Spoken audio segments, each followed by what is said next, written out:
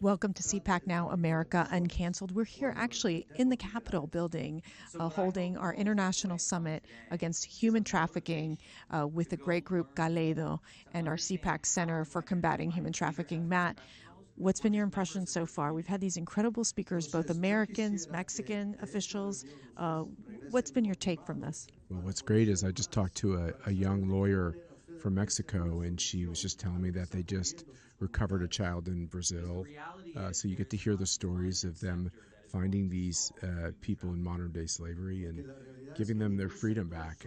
The people in this room are real heroes. We have a lot of victims and survivors in the room. So the takeaway to me is these human stories. They rip your heart out. Yeah, and it's really fascinating to listen to the local officials say how they were able to achieve uh, no cases of human trafficking in many of these Mexican cities. One mayor in particular talking about the importance of training and to be vigilant, to know what are the signs in finding these human trafficking cases.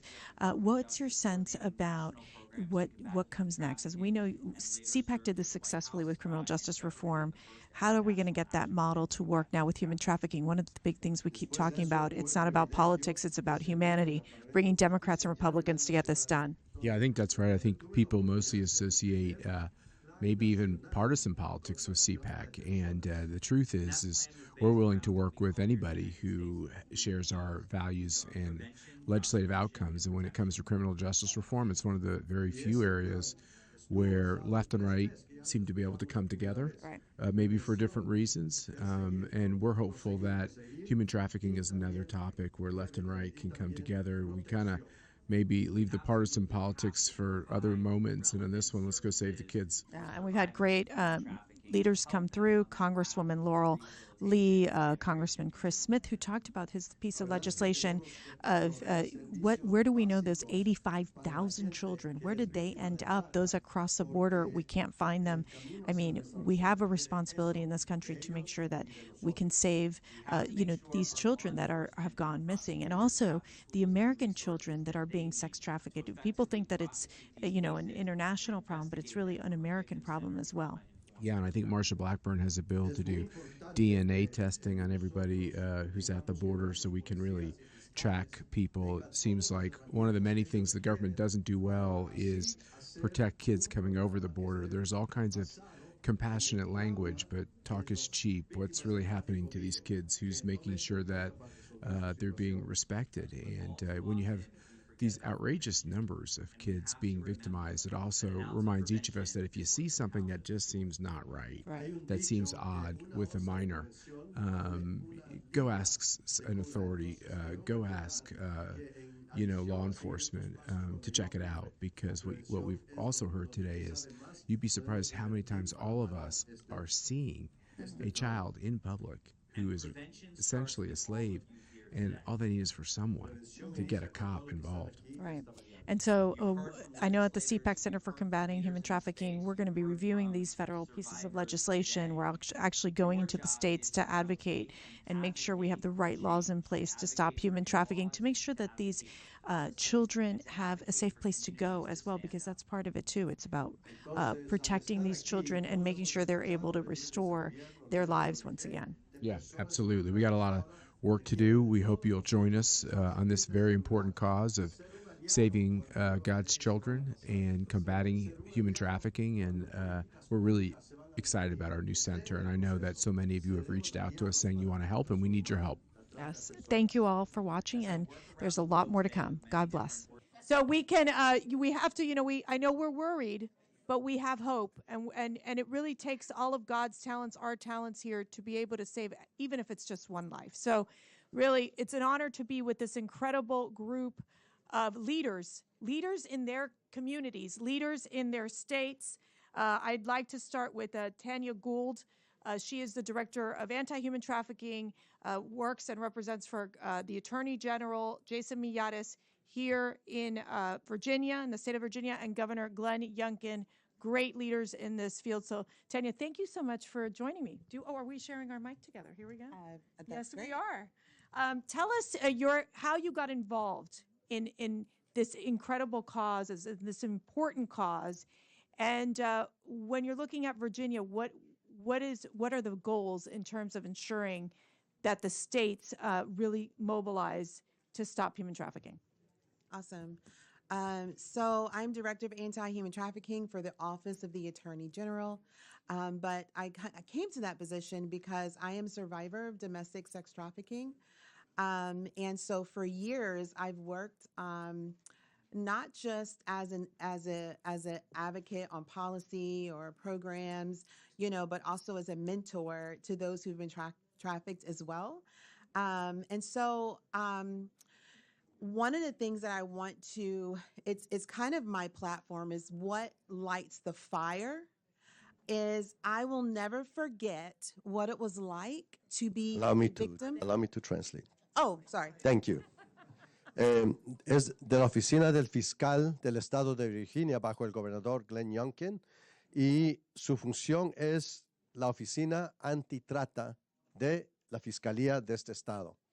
Yo estoy aquí no solo como una persona que trata el problema desde la ley y desde mi función de gobierno, sino también estoy aquí no solo haciendo incidencia, pero estoy como una sobreviviente de este mismo tema.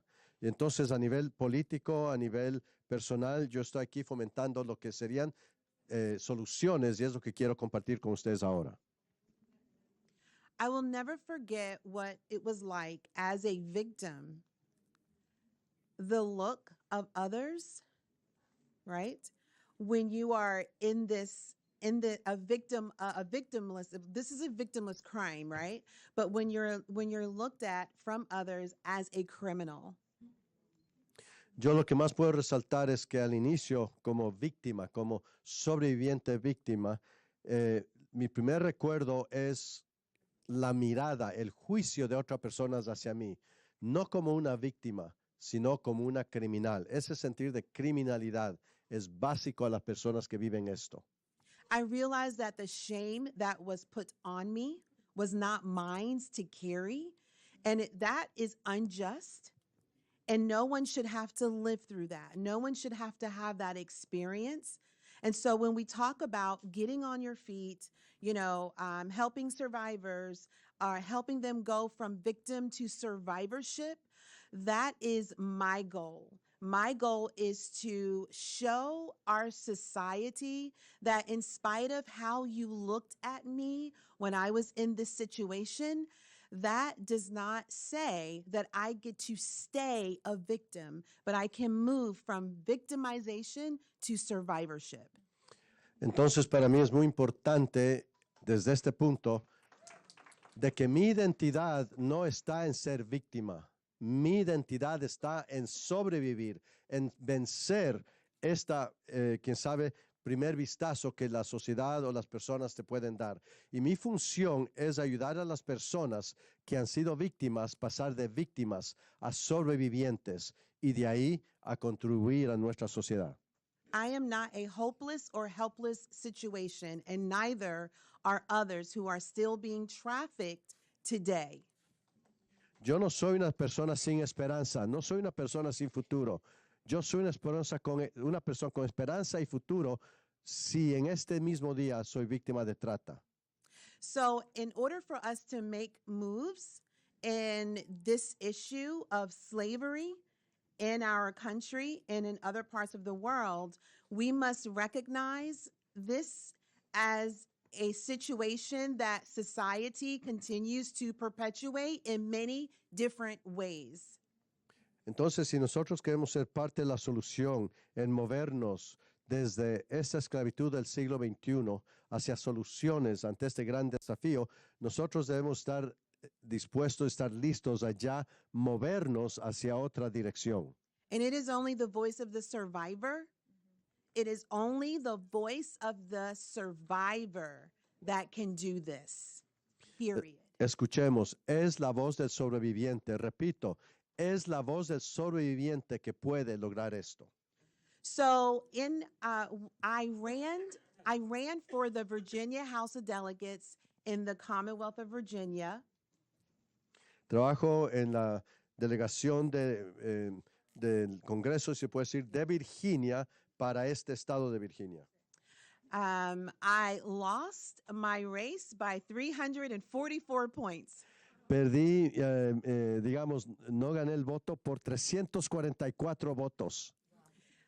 But I was inspired because I ran on so for my platform, I ran on the issues of human trafficking.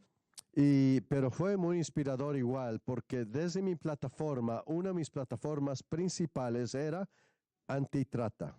During my race, the governor, lieutenant governor, who is now the governor, lieutenant governor, and the attorney general, who I now work for, they also use human trafficking as their some of their topics and themes, and promised to do something about it. So when I didn't win, the administrations reached out to me and thought it was best to bring a survivor into the administration, and that was best suited in the office of the Attorney General, and I agree.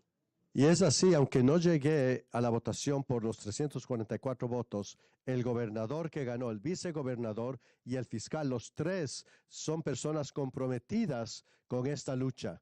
Y ellos pensaron, después de haber ganado los tres lugares, que era importante traer a la fiscalía una persona que ha sido sobreviviente para tener esta voz dentro de las iniciativas que iban a surgir. So when I talk about the shame that society portrays on people like myself, this is a way to dispel that.